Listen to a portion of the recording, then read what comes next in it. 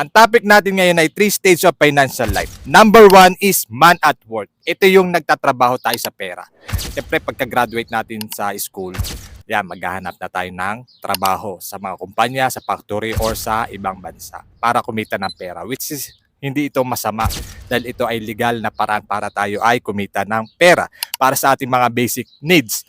Okay? At number 2 is man and money at work. Ito yung tao o tayo ay nagtatrabaho sa pera at yung pera din ay nagtatrabaho. Sabay na nagtatrabaho.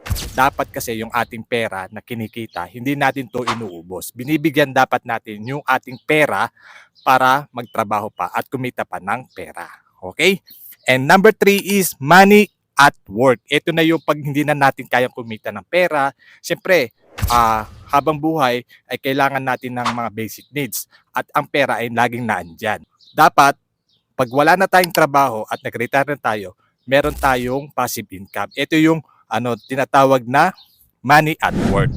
So, ang tanong, sa ilang taon na pagtatrabaho natin, okay, saang stage na tayo ngayon? So, para masimulan natin sa stage of man and money at work, magsimula tayo sa financial literacy. At dito sa International Marketing Group or IMG, ay matututunan natin ang tamang pag-iipon at pag-invest para makapunta din tayo sa stage ng financial life sa money at work. Okay?